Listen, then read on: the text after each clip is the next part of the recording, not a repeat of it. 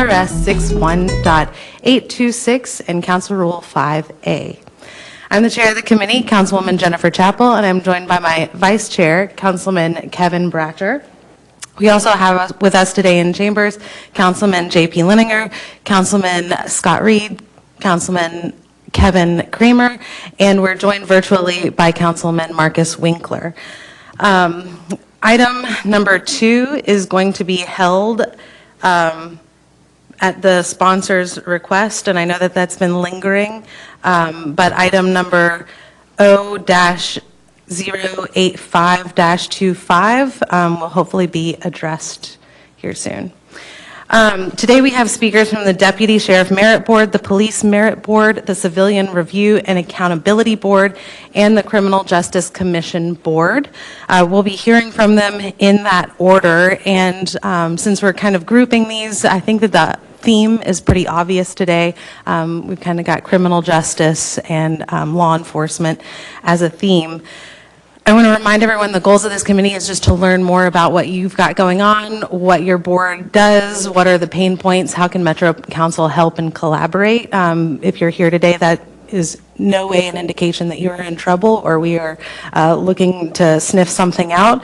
But since we have a very limited time, I will be keeping a timer for 15 minutes, and so when your time's up, you're going to hear it. But I know it's a lot, but if you have a presentation, which I believe 3 of our presenters do, make sure that you're keeping that kind of to a minimum, maybe 5 to 7 minutes. That way we have ample time for our council members to ask questions. And so the very first one, we've got Jordan Mudd here with the Deputy Sheriff Merit Board. That is under a KRS statute, a local ordinance. I have here that their meeting schedule is as needed, and they have 5 members, and I'm sure that Mr. Mudd will be telling us more all about that, and I'll turn it over to him. All right, thank you, Councilwoman. My name is Jordan Mudd. I'm with the Jefferson County Sheriff's Office. I appreciate the invitation to speak to you all today.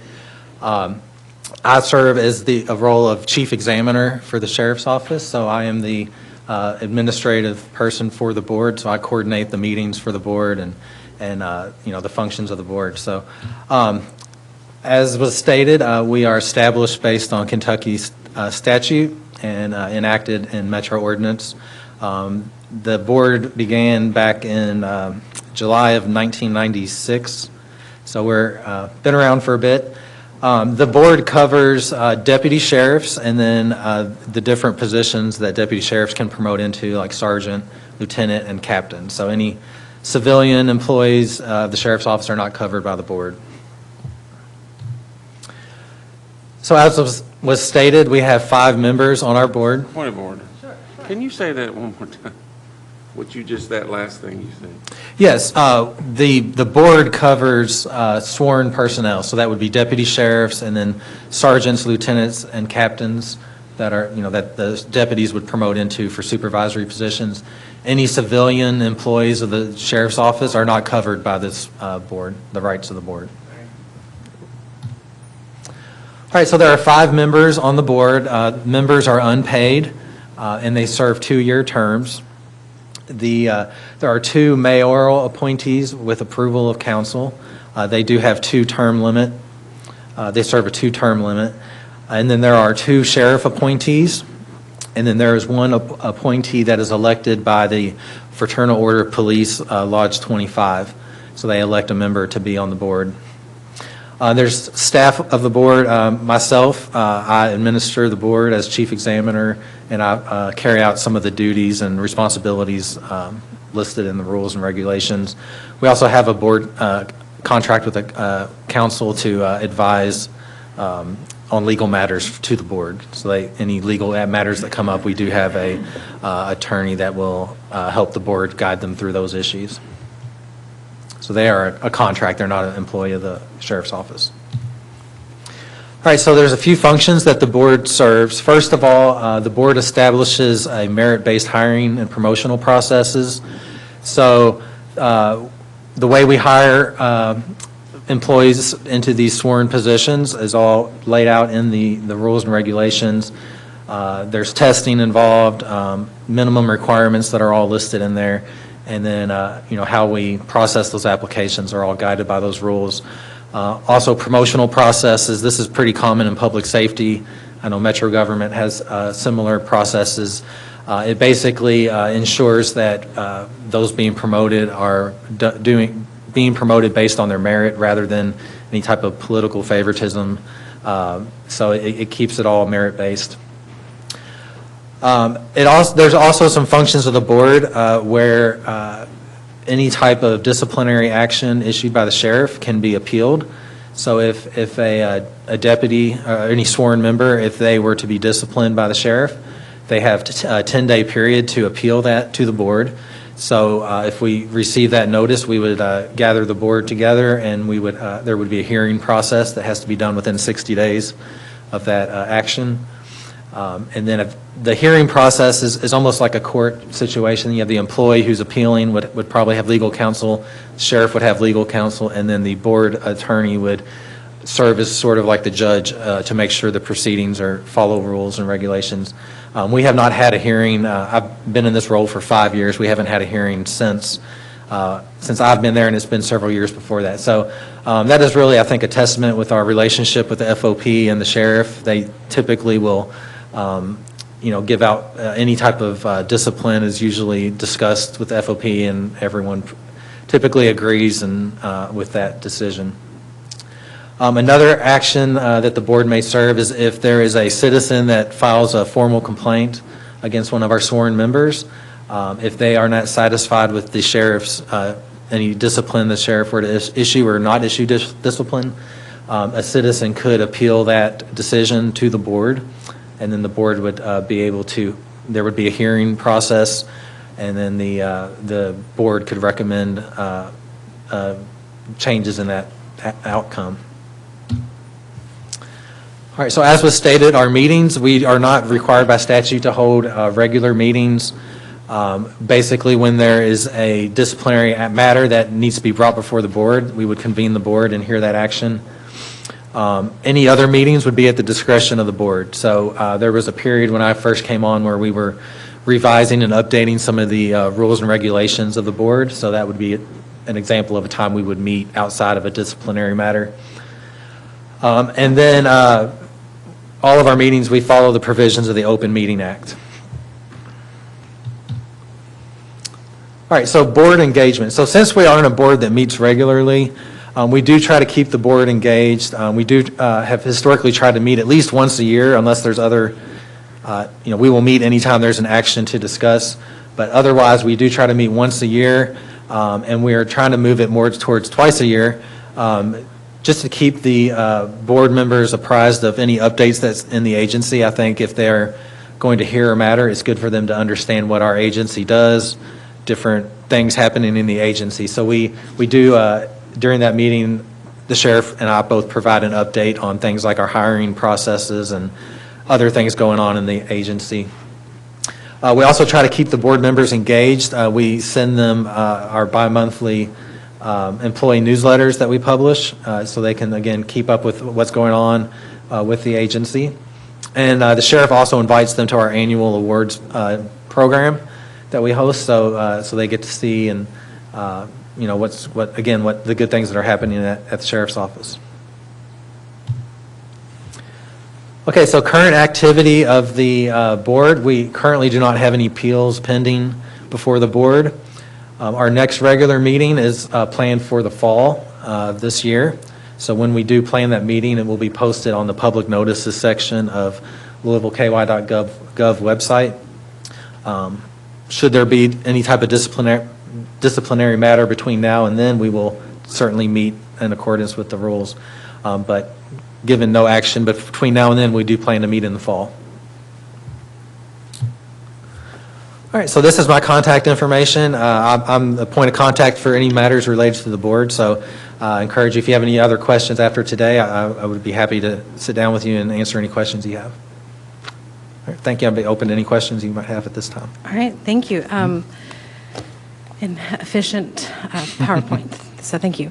A couple of quick ones and then maybe some beefier ones, but how many sheriffs are in Jefferson County? We are authorized for about 260 full-time. You're authorized for that. Do you have 260? We don't right now. I think we're around 240. Well, So like most law enforcement, it's been, I think all law enforcement struggling with recruitment and retention.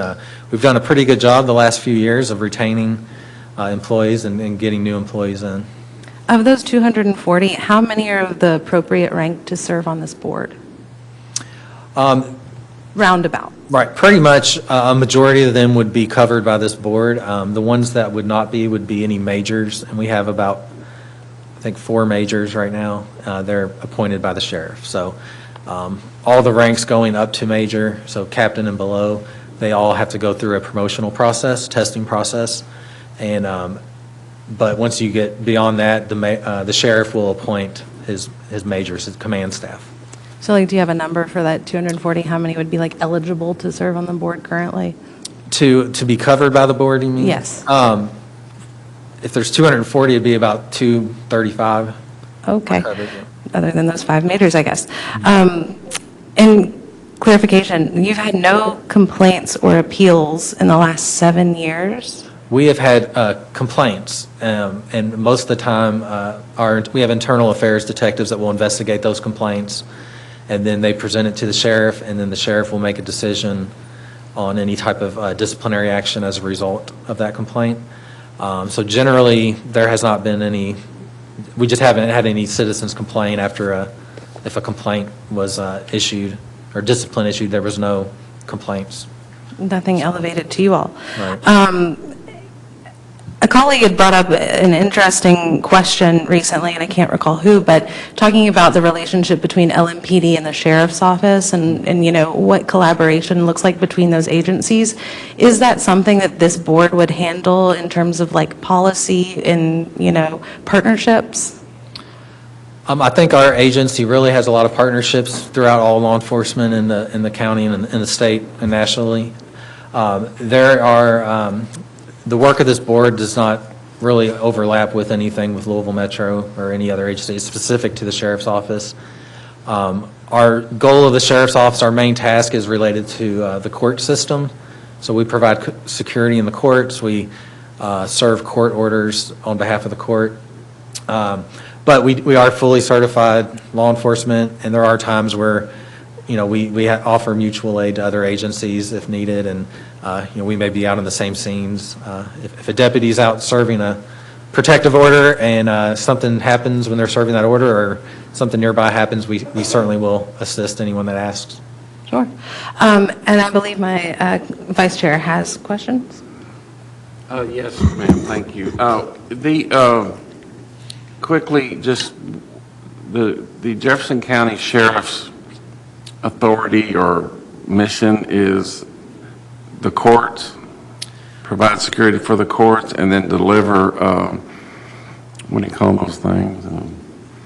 Summons, yeah, which would be part of the court. Is that it? We also have some other areas, so like evictions is a big topic that we serve those eviction summons, and then we also, when a set out is happening for an eviction, our deputies are there to make sure everything's, everyone's safe and involved with that situation. We also have a small group that does vehicle inspections. Any vehicle coming into Kentucky has to be inspected by the sheriff's office. So if you bought a vehicle over in Indiana, you may have had to come and get your vehicle inspected, and that's just a statute. So that falls under us as well. We do a lot with EPOs, DVOs. That's a big part of what we do that LMPD doesn't do as much of. They're POP certified, every one of them? Mm-hmm. Yes, sir. So they're basically a police officer all day long and all night long, really? Right. They have powers at all times. And we do get a lot of, we have a mixture of individuals just getting into law enforcement. And then we also have a good mix of those that have retired from other agencies. So we do have a large number that are actually former LMPD or St. Matthews, J-Town, any of those other agencies. So it's a pretty good mix of people. So we have a wide range of experience levels. Last question, Madam Chair.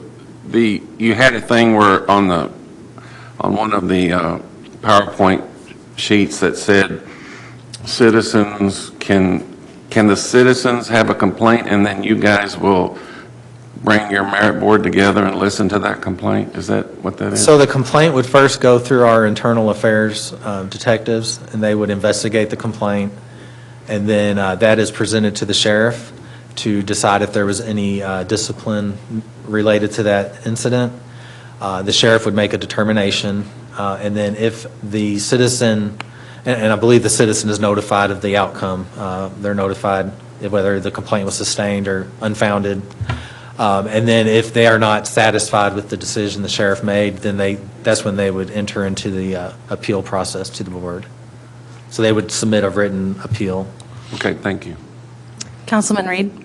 Thank you, Madam Chair. And Councilman, first of all, thank you for being here. Councilman Bratcher asked part of what I was going to ask.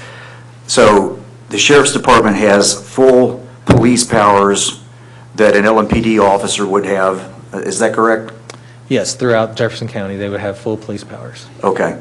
So is there anything that would prohibit, we have a real problem all through the county with a lack of speed enforcement, traffic enforcement. Is there any reason, in theory, and this is something that we've not talked about, but in theory, why an off-duty Sheriff's Department officer could not patrol, somewhere in Councilman Bratcher's district or Councilwoman Chappell's district, radar control speeding? That would be up to the sheriff on how he wants to allocate resources throughout the county. Now, our personnel are eligible for secondary employment, so they could, in effect, request to work a secondary employment, but that would all have to get approved by the sheriff to make sure there was no conflict of interest or something. So they typically don't do any type of speed enforcement, traffic enforcement. We're thinking on a out regular of the box basis here because it's a real problem. Right. Now, if a deputy is on his way to work or out doing something and they say somebody cuts them off in traffic and driving recklessly, we certainly will be able to stop them and cite them if necessary. But typically those type of things are things we run across rather than things we're actually targeting. But ultimately, it would be up to the sheriff on where he wanted to allocate resources. Since you've been on in this position, are you aware of any requests to that effect? I'm not aware of any. Okay. All right. Thank you very much. Thanks. Any other questions?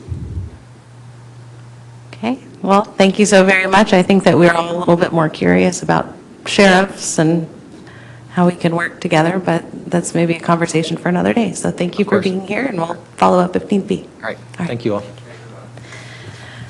And next, we're going to the Police Merit Board. So this is, we're going to be hearing from Steve Wilkins with the Louisville Metro HR.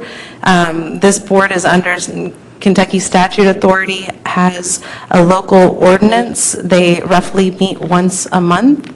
And I don't believe that they have any immediate vacancies, but they've got 7 members. So there's a presentation that we're going to get, and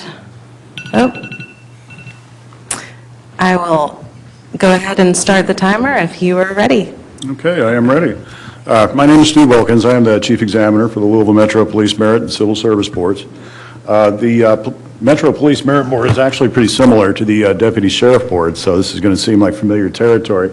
To launch into it, the Police Merit Board was established by state statute. The enabling legislation is KRS 67C. It was created in 2003, and its first meeting, I believe, was in 2004, after the first board members were appointed. The areas that KRS 67C, and by extension the Police Merit Board rules govern: first, hiring and promotions within LMPD for certain ranks. The ranks that it does govern are police officer, police sergeant, police lieutenant, and although LMPD doesn't currently have any captains, if they were to reinstate that rank, the board would govern them as well. The hiring and promotions is not dealt with by the board itself. Instead, that's handled by full-time employees of Louisville Metro Human Resources. KRS 67C also governs discipline, including suspensions, terminations, and demotions. And there are rules surrounding disciplinary appeal hearings. This is the part that actually takes up the majority of the board members' time. And last, we have citizen complaints, and I'll get into more of the details of those here in a second. As far as the composition of the board is composed of 5 members appointed by the mayor. They are unpaid volunteers appointed to 4-year terms, although it is true that if someone is, if a board member resigns in the middle of their term, then the newly appointed replacement will only be for the remaining duration of that term. All board members also must be residents of Louisville Metro. There are 2 additional members of the board who are current LMPD officers elected by the Fraternal Order of Police to 2-year terms. For meetings, the board is required by statute to meet at least once every 2 months. However, there's usually enough business that they meet once a month. There are also multiple hearing days throughout the year, and I have some stats on that on a later slide. A typical meeting agenda will have items such as suspensions and terminations. These are not action items for the board. Instead, they're simply read into the record. Some action items that we do have, though, are requests to extend probationary periods of officers. When a new officer is hired, they are on probation for a 1-year period, during which, if they are terminated, they may not appeal that to the board.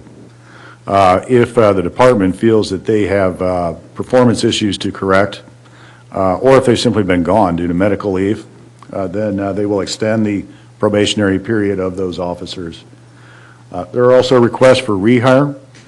These would typically be officers who simply left the department to take advantage of another opportunity and then now are interested in returning. We also have requests to schedule or reschedule hearings, and we have the citizen complaints. For the hearings, under KRS 67C and the Police Merit Board rules, police officers covered by the board have the right to appeal suspensions, terminations, and demotions. And the hearings work very much like a trial. Each side is represented by legal counsel, the department, and the appealing officer. They will have opening arguments. One side will call witnesses, and then the other side will cross-examine. Then they switch. The other side calls their witnesses, and the first side cross-examines. They will then do closing arguments, and then the board will go into executive session, which is a private session where they can deliberate. As far as what the board can do, they can overturn or reduce discipline, but they may not issue any discipline over and above that already issued by the chief. So, for example, if an officer was suspended for 1 day, the board can't say that, no, we think it should be 2 days. They could reduce that 1 day, but they could not add more. They can also bring a terminated officer back to the department. Frequency of hearings, it varies a bit. Typically, we have 1 to 3 per year. Each hearing tends to last 3 to 6 days. Occasionally, there's an outlier that lasts as many as 8 or 9. Some of the more recent statistics, we had 2 hearings in 2021, 1 hearing each in 2022 and 2023, and 2 hearings in 2024. Right now, we have 2 hearings in progress. We have 2 scheduled for later in 2025, and there are 2 more that are awaiting scheduling for 2026. For citizen complaints, if a citizen files a complaint against an officer, the first thing that happens is it goes to LMPD, where it is investigated by LMPD's Professional Standards Unit, or PSU. The investigating officer then writes up a recommendation for the chief, and the chief will use that to make a decision on whether to discipline the officer, and if so, what kind of discipline to issue. If the citizen gets a copy of the chief's decision. If the citizen is unsatisfied with the actions of the chief when it comes to discipline, then they can appeal that to the board. The board will then hear that complaint at one of their regular meetings, and then the board, if the board feels that it needs to make a recommendation to the chief, it can. Also, cannot issue any discipline if the chief has decided not to. So, for example, if the chief has decided that an officer is, for example, exonerated, the board can't say, we think this officer should be disciplined. But they can and do make recommendations to the chief's office. As far as frequency, that's variable. At any given time, there are approximately 3 set to address the board. We have had 25 of them since 2020, so an average of about 5 a year. Right now, I believe we have 2 in the queue.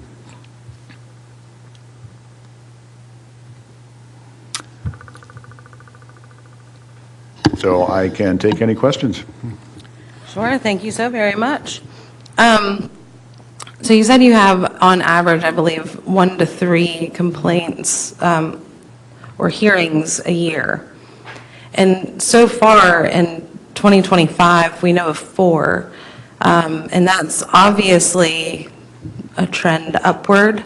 Can that be attributed to anything, or just, a couple extra complaints?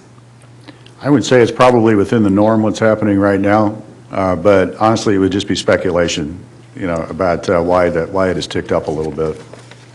And your board members, can you kind of talk about their backgrounds, to what extent you are? Because I'm just hearing some of these hearings last 3 to 6 days. Yeah. And that, I don't know if that's in like the nighttime or, I'm a big meeting nerd and I would have a meeting every night, I pretty much do. But finding a whole group of those people, it seems rare. So what time of day do you all meet? Like 9 a.m.?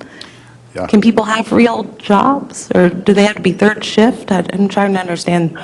Some of the members are retired. For example, our board chair and at least one other member are retired.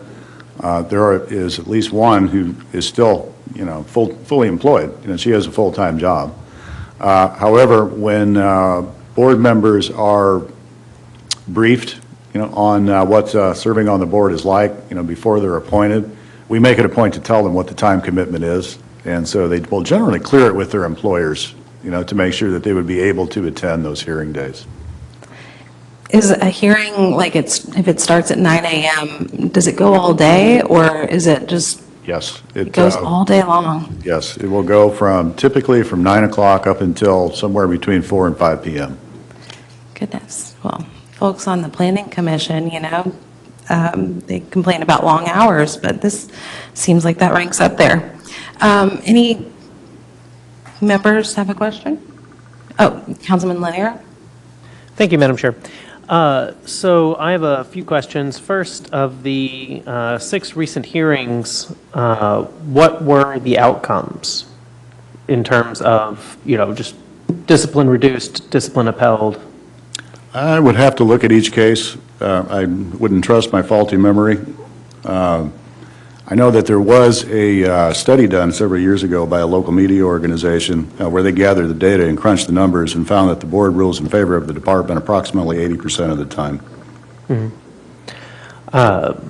My next question, so on the citizen complaint, essentially there is not a meaningful way to dispute the chief's decision. That's my read here, that they can make a complaint, the board can make a recommendation, but ultimately the chief has total unilateral power. Yeah, it's a bit of a pain point, really, because the citizens typically want more discipline than the chief issued, and yet the board is statutorily prohibited from doing that. Mm-hmm. So a lot of times the citizens do, in fact, leave unsatisfied.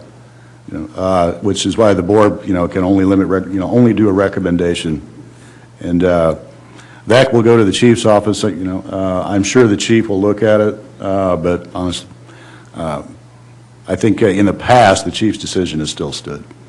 Yeah, you can't think of a time that the chief has agreed to increase discipline. Not that I recall. Doesn't mean it didn't happen, but not that I recall. Mm-hmm. And then I'll come back in the queue. I'll think about it for a second. Thank you. Anyone else have any questions? Well, continue on. I have one more, but you go on. I have to remember my question.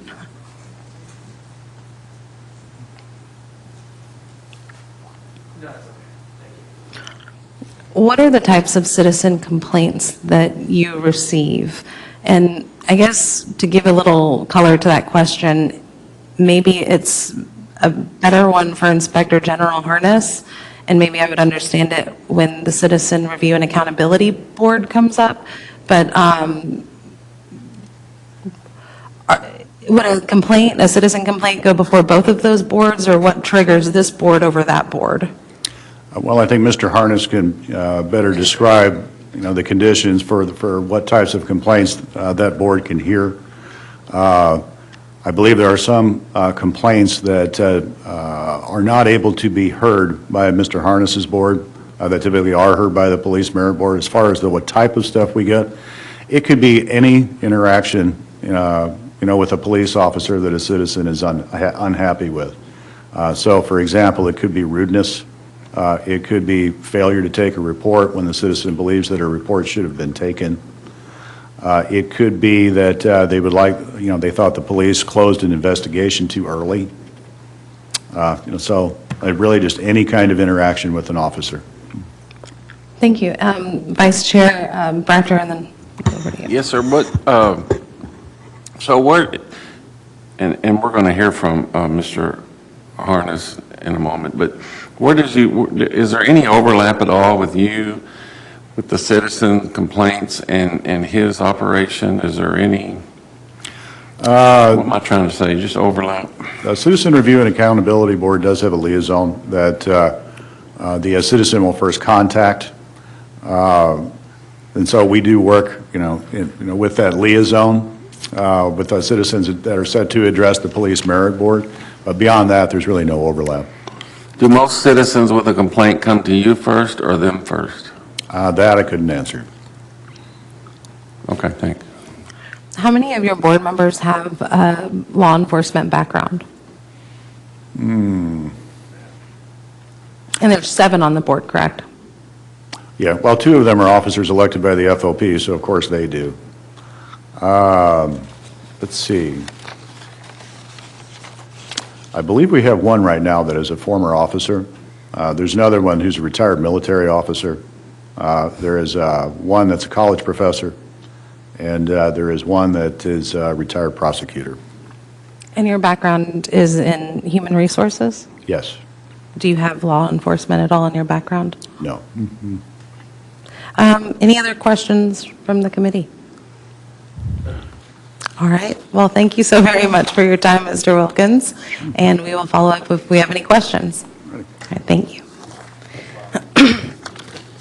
Next, and if you can't tell the theme yet, you're not paying attention, but we've got the Citizen Review and Accountability Board. I know that you all don't like being called CRAB, but I love it. You are not under a state statute, but you are under a local ordinance. You meet on the 4th Tuesday of every month.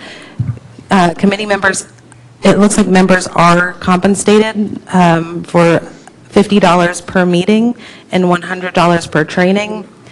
It looks like 1 vacancy, and there's a maximum number of 11 members. And today we have Inspector General Harness, and we also have Joel Wambai? Wambai. I was trying to remember that M, but obviously I didn't, so thank you.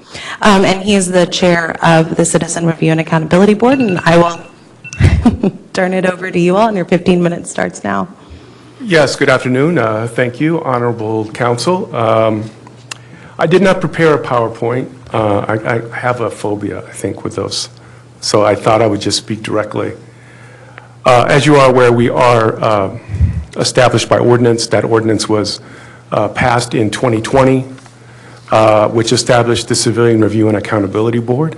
I don't have a problem with CRAB, and I think that essentially the newer members don't mind CRAB either. So the Civilian Review and Accountability Board began meeting in March of 2020, and we still have 2 original members from those first appointees. The appointees, while, as you stated, are 11, 3 come from Metro Council, 2 come from the mayor directly, 2 come from a list of applicants to be chosen by the mayor, and then 4 come from community groups as outlined in the ordinance, those being the ACLU, Greater Louisville, the Interdenominational Ministerial Coalition, Louisville NAACP, Louisville Urban League, University of Louisville Chair of Department of Public Health, the Louisville Bar Association, and the Young Professional Association of Louisville. There is also mandatory training for these board members, for which they are compensated $100 per training day.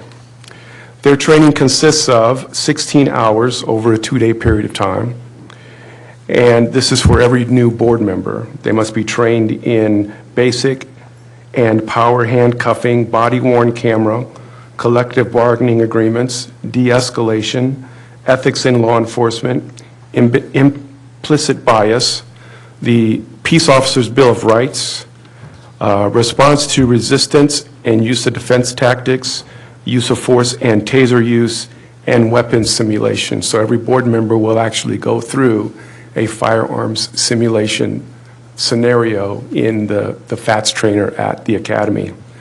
In addition, they must also do 24 hours of ride-along, 12 of those during the day and 12 of those at night. So that's the basic training that goes through this for these board members. And they also oversee the operations of the Office of Inspector General. The board was established and given an ordinance and then told to go forth and conduct oversight. So the first year they spent establishing their bylaws and then finding a candidate for the Office of Inspector General, which I was happily appointed in December of 2021. And then we had to staff the Office of Inspector General and begin work. So we actually became operational in June of 2022. And that was after hiring a data analyst, 3 investigators, having those investigators trained and certified to do internal affairs investigations. We also assimilated, as Mr. Wilkins stated, the liaison, the ombudsman program, which is the liaison between our board and the Police Merit Board. The ombudsman is with our office as well, and we do have 1 admin. We are charged with doing complaint investigations, citizen complaint investigations, and non-complaint investigations. Citizen complaint investigations can be authorized by the board in 6 different categories. And it's important to understand that the board authorizes a full investigation, and it has to meet the criteria as outlined in the ordinance. And those 6 areas are excessive force, bias or discrimination, sex misconduct, excessive force, and then death or serious injury due to a police action or being in custody.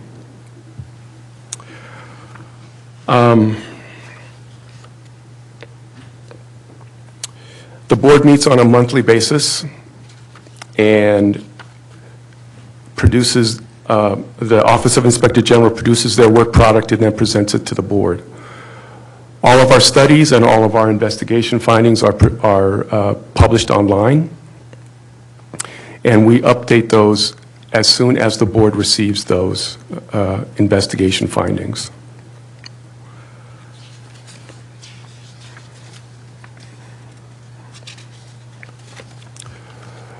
To date, I believe we have received about 170 citizen complaints.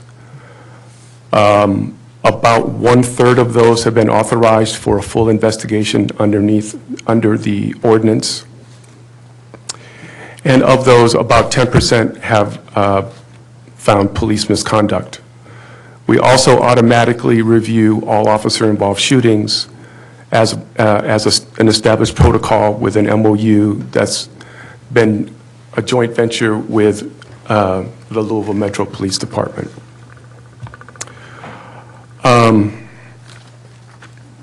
I think that some of the challenges that we face are a changing landscape as to what the expectations are for the Civilian Review and Accountability Board and the Office of Inspector General. When we were established with the knowledge that there was going to be a consent decree that was going to be in place. And that consent decree would dictate certain actions for how the Office of Inspector General would conduct their investigations and how the Citizens Review and Accountability Board would conduct its business. As we are all aware, the consent decree has not happened, and now the mayor and the chief have entered the community commitment. In the community commitment, the Office of Inspector General and the Civilian Review and Accountability Board, our duties are outlined beginning at paragraph 605. Much of that mirrors what was in the consent decree, but it also has changed how we operationally at the Office of Inspector General determine how to handle a civilian complaint. The underlying premise for any of our investigations is that if the Office of Inspector General is to do an investigation, it cannot directly lead to officer discipline. So we must establish a protocol that informs the citizens that if they want us to do the investigation, then it will not lead to discipline based upon our finding. It can later lead to discipline if the department determines that they're going to do a subsequent investigation.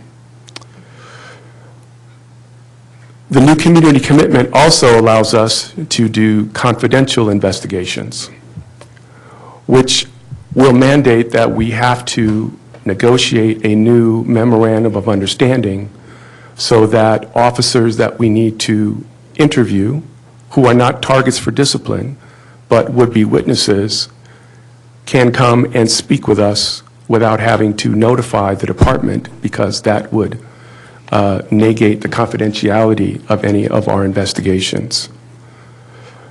Secondly, there's the category of the non-complaint investigations, which is essentially a pattern and practice review of policies and procedures within LMPD.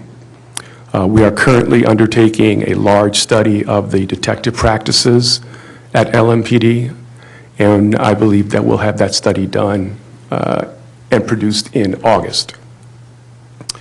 We've also done response time studies, a staffing study, and we've also made recommendations for calculations of use of force for takedowns, and those are just a few of the policy recommendations that we've done over time.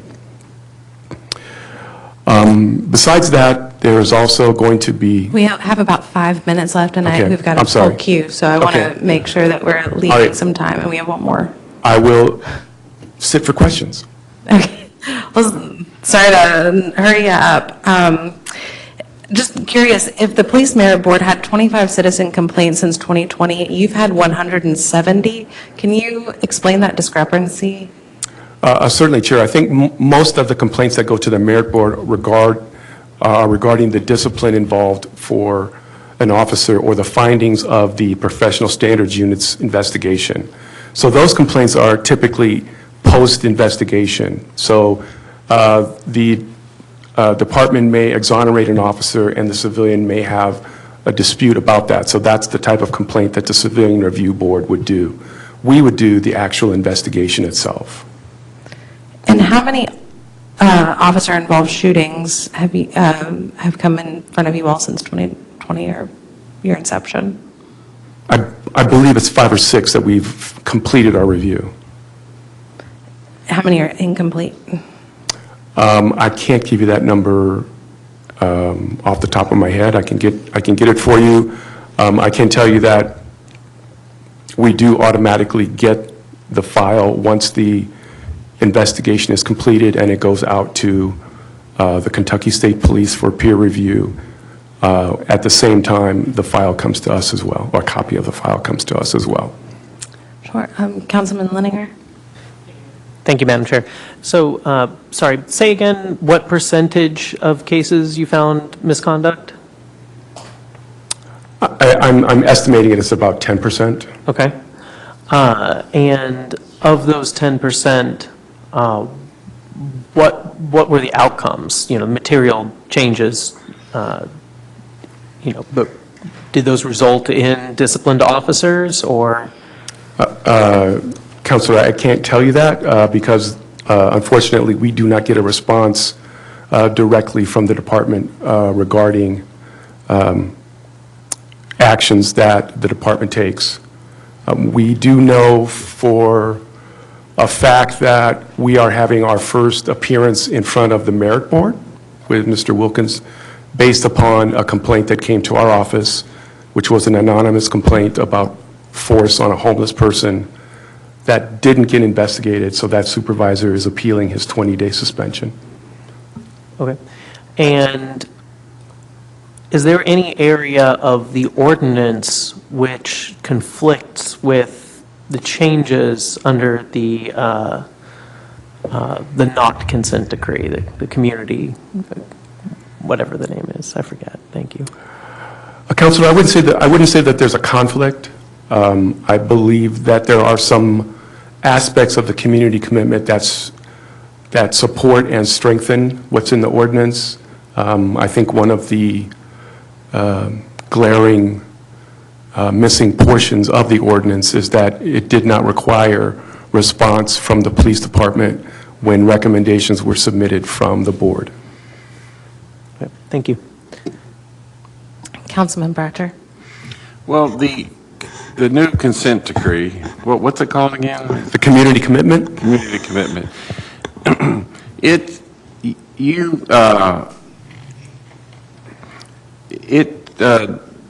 gives you, would you say it's helping your mission? Or is it just you all are working side by side, or how do you interact? I'm just trying to figure out how, number one, you interact with this new consent decree community, and how you interact with the police merit board. Just, is there interaction and overlap and all that kind of stuff? Well, relating to our interaction with the merit board, it would be on a case-by-case basis if there was some involvement for the original investigation of misconduct that took place and we had a part in it. That would be our involvement and overlap with the merit board. Related to your question regarding the community commitment, the community commitment helps focus some aspects of our role. It does require responses from the department. However, it removed the 45 days, which was in the consent decree, and it put in language that said in a reasonable amount of time. So currently, we've made recommendations that we're now on day 60, waiting for a response from the chief. I would like to note that besides strengthening the collaboration with the merit board, I think the biggest goal is kind of strengthening the relationship with LMPD. And so the biggest thing I've noticed from this conversation and the previous board is recommendations can go out, but trying to get a response or an acknowledgement or an actionable step, that's the biggest thing, but it's not really on us. I'm glad that you said something, because I was going to ask Mr. Mombai if you wanted to say anything. We're about time, but I'm glad that you're here, and I would be welcome to go a few seconds over just to hear anything that you'd like to give color to. I appreciate it. Joel Mombai, but I go by Joel. Been in Louisville for 10 years. I am acting chair. I previously was nominated for vice chair. I've been on the board for a little over a year through a community nonprofit nomination through Young Professional Association of Louisville. My biggest interactions with police has been I've seen them help out with domestic abuse or violations. I've seen them for car accidents. I've also seen them during the Breonna Taylor protests as well, where I've had to intervene for unfortunate situations. But overall, I'm here to provide a community perspective, civilian perspective, young professional, as well as an immigrant perspective. But I appreciate the work that the IG and his office has been doing. We hope that council and the mayor help and supports the IG's renewal and contract with the board as well as the office. But I think that's my spiel. Good spiel, so thank you so very much. And just for clarification, that training is just once in the 3-year term, or do they have to complete that annually? Chair, that is initial training upon appointment, and it's a one-time.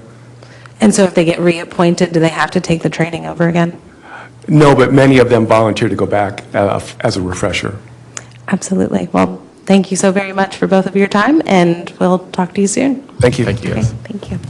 And last but not least, we are going to hear from the Criminal Justice Commission Board.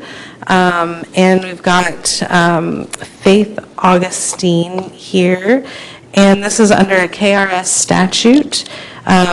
This is a pretty large board because there's 30 members. So I think that next to the Domestic Violence Prevention and Prevention Coordinating Council. Prevention Coordinating Council, this might be the third largest, because I think that there's another one that is pretty sizable. Maybe it's the Kentucky Science Center. But yeah, they've got a presentation. We're going to hear from you all. It's on my screen, but I don't know how to, is it on your screen?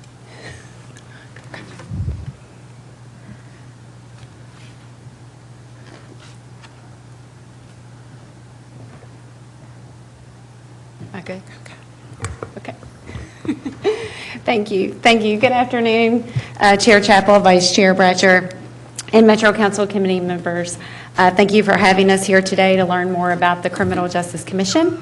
My name is Faith Augustine, and I serve as the director of the commission, which is an agency of Louisville Metro government. I provide oversight to the staff and to the board, and all of the committees that report to the board. And I'm also responsible for any grant or budgetary oversight in the office. I've been with the commission in various roles for about 21 years, and prior to that I served as a research assistant for a similar organization at the state level, the Criminal Justice Council, which was up under the Kentucky Justice and Public Safety Cabinet, and then I came to Louisville Metro in 2003. I'm a graduate of U of L with a bachelor's and master's degree in justice administration. Happy to have our board chair here today, Judge Tanisha Hickerson, and I will let her introduce herself. Hi, hello, and again, thank you for this opportunity to present to you today about the Criminal Justice Commission.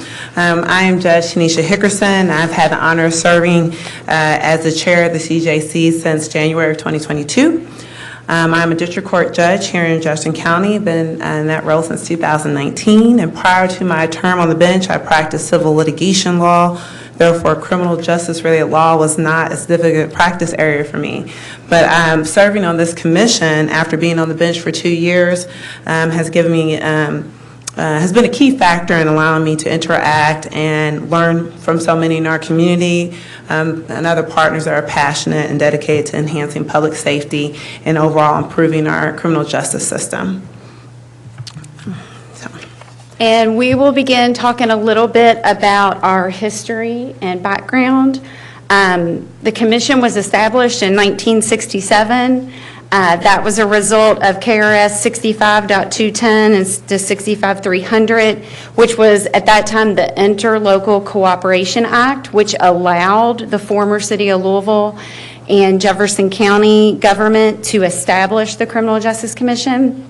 And then in 2003, with the merger, the commission was reauthorized when the former city of Louisville and Jefferson County merged, and that was through the local ordinance, which is in existence today. And the ordinance outlines the members of the board, the general purpose, objectives, and then any requirements related to organizational meetings. And the mission of the Criminal Justice Commission is to improve the administration of justice and promote public safety. That's through planning, research, education, and system-wide coordination of criminal justice and public safety initiatives. The Commission has been recognized by the National Association of Counties as the oldest criminal justice coordinating council that has remained in continuous operation. And for that, we are really proud. Through its planning and coordination role, the Commission, board, and staff attempt to support the local system's ability to administer justice and public safety in a cost-effective, equitable, and efficient manner. Most importantly, the Commission has provided the community with an impartial forum for discussing pressing issues, most of which require a systemic and coordinated approach to effect change. The Commission board sets its priorities, establishes committees, and monitors the work of the committees and staff. Through the systemic efforts of the CJC board and its related committees, the CJC has played a role in some of the community's landmark criminal justice programs and initiatives, including but not limited to the formation of the Domestic Violence Intake Center, long ago establishment of the 911 system, the creation of the Victim Information and Notification Every Day, that's the VINE program that many of you are probably familiar with, establishment of the Mental Health Court, development of the e-citation, e-warrant, and EPO, Emergency Protective Order program, creation of the mechanism for ongoing analysis, monitoring of the local jail population by developing the Jail Population Management Dashboard, which is open to the public, and some of you may, and you can get links to that. And then also development of the reentry workbook, which we'll probably talk about more later as well, efforts to cut down recidivism. The Commission Board serves in an advisory capacity for the local criminal justice system and local elected officials. As such, board members have no fiduciary responsibility or legal responsibility. They're all unpaid volunteers.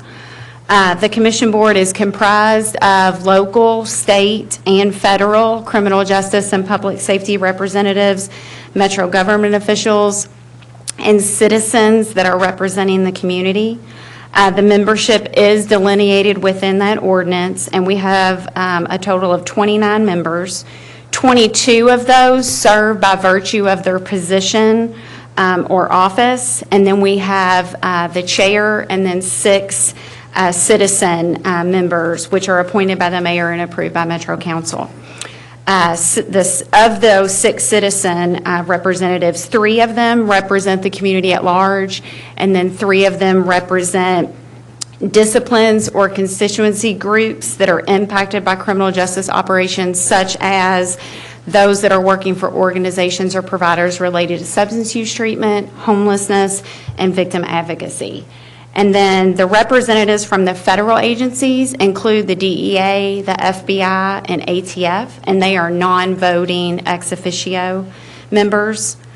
The citizen members are appointed to 2-year terms, and they can serve 2 consecutive terms.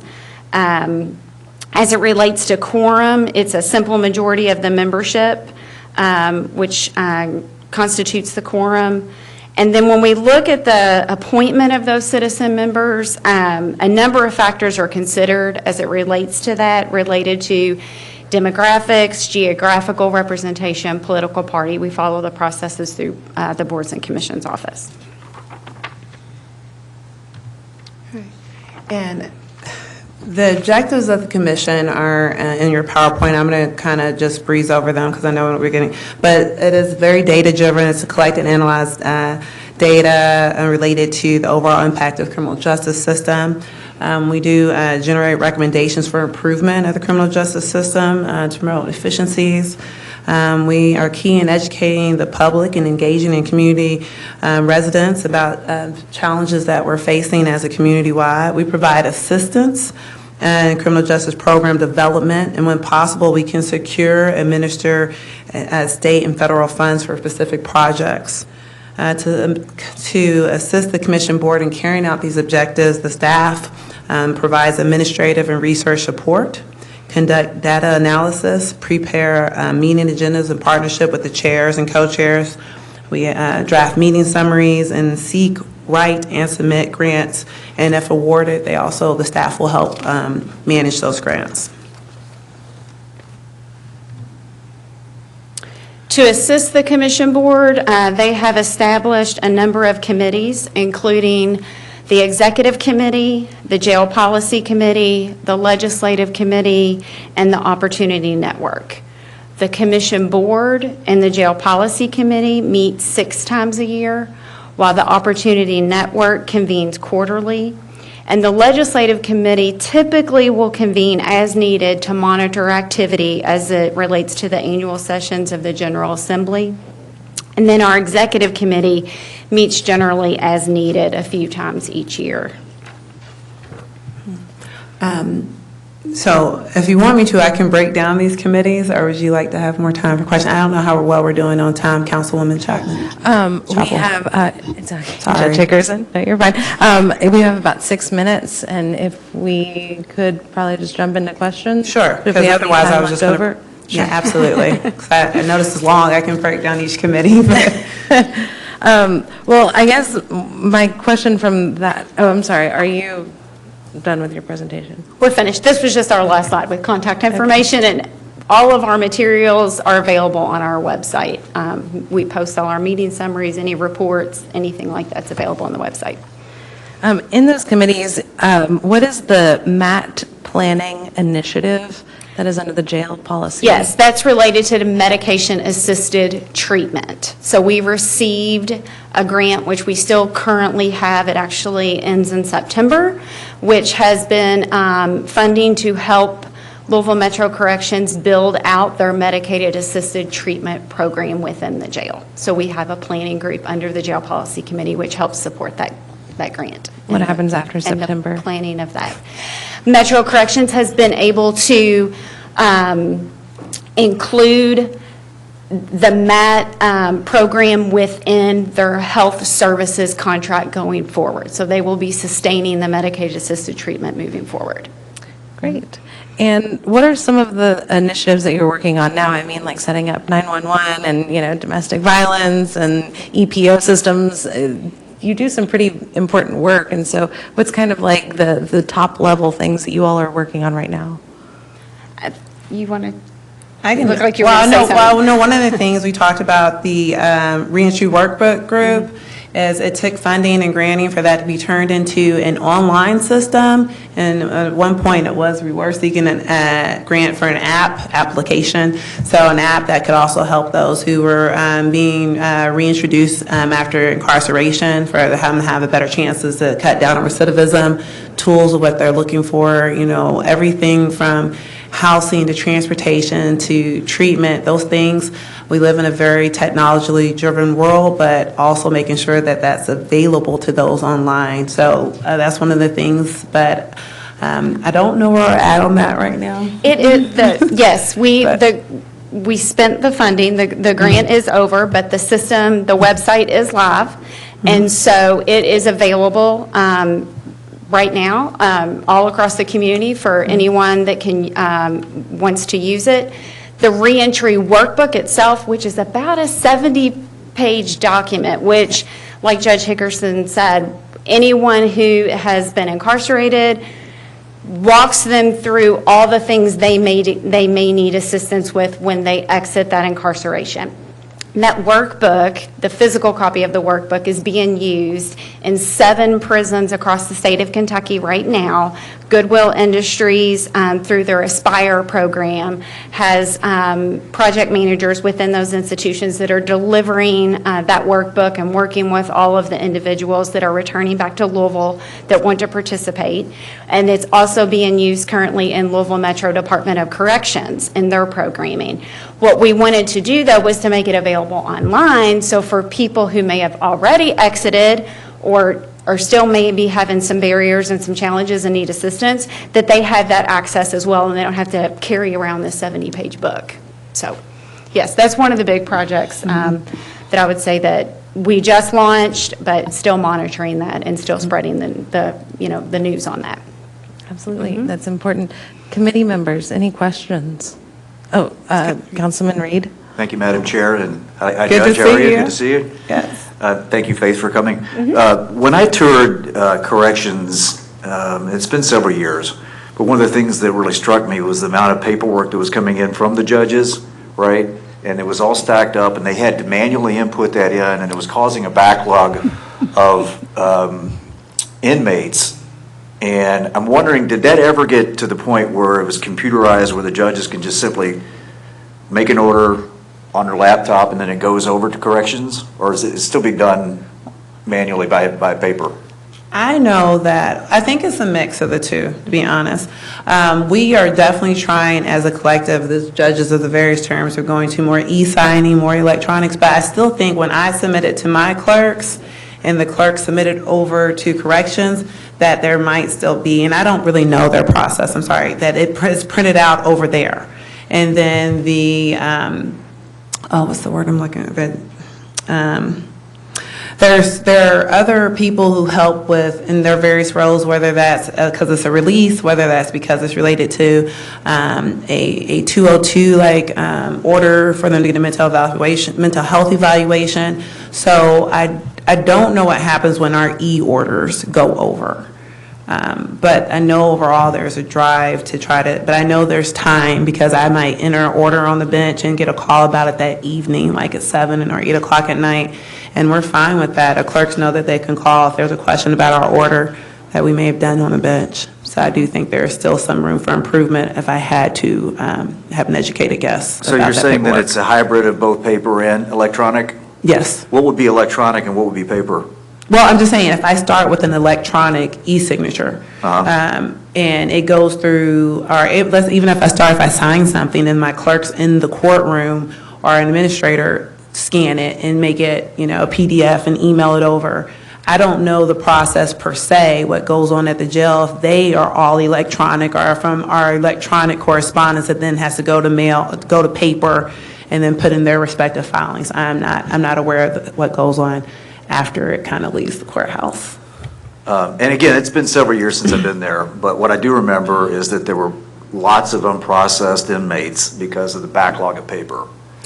And the director at the time said that there was something that they were concerned about, and that there was some interaction between the court system and... Like I said, it's few and far maybe it's between. different now, I don't know. I would think, and again, I'm in my 7th year as a judge, that a lot of it, especially post COVID, we were able to really heighten and streamline a lot of electronic signatures and processing and things like that, because whether it be, it's quicker, it's faster, it's better for data collection and retaining those records. So like I said, even though I get a call, it's not that often, and I do believe that the push is for those type of stacks of papers not to be hindrances for those who may be getting out, for those who need their bond decisions and their bond work because their families are often waiting there. And if it is an extraordinary delay, I do find that the clerk's office in relation with us will try to get through that, or even done investigations if we find that the delay is concerning. Okay. Thank you for coming. You're welcome. Thanks for having us. Councilman Lenninger, you were in the queue. Thank you, Madam Chair. The Jail Policy Committee, what work is currently being done for inmate safety? Right now, a few of the topics that they're continuing to talk about. First of all, like Judge Hickerson said, the Jail Population Management Dashboard is available now 24/7 on the Metro Corrections website. Additional conversations they're having is related to inmates having access to discovery, which will help with efficient case processing. Medicaid-assisted treatment is a topic that they're regularly updated on. And then the competency restoration program is an update as well.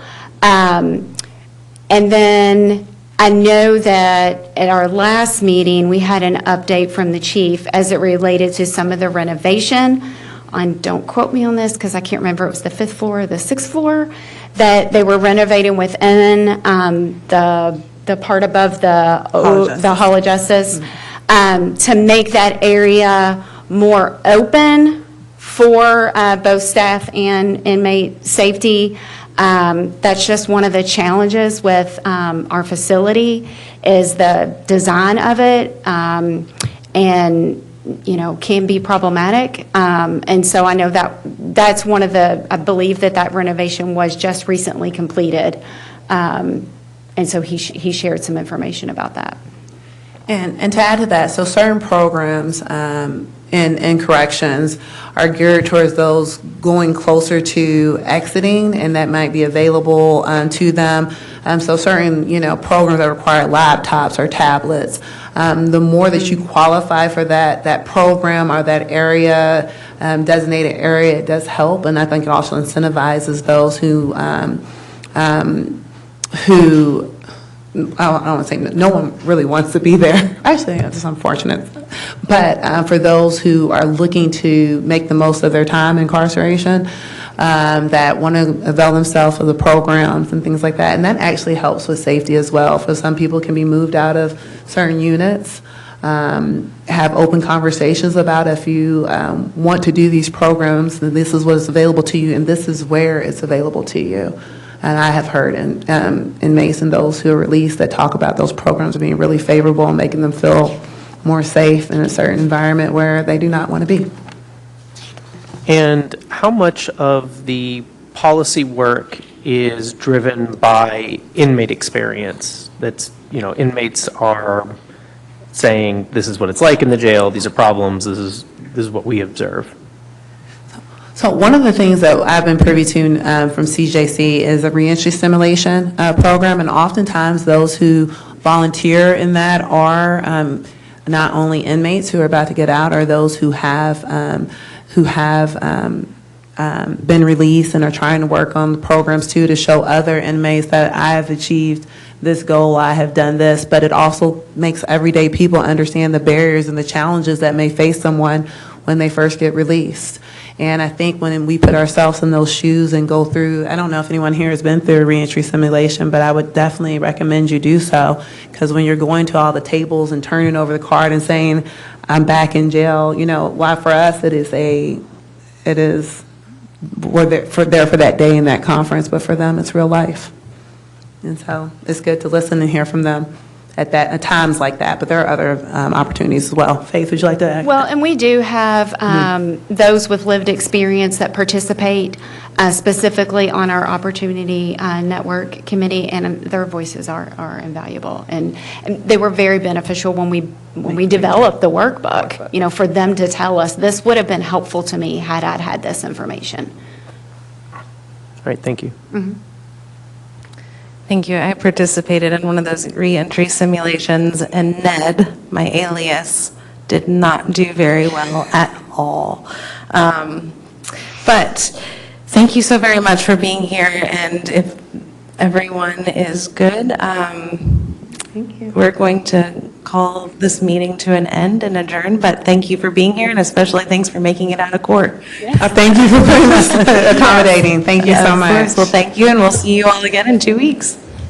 Not you all. Okay. But have a good night. Good to see everyone. I'll just X out of that.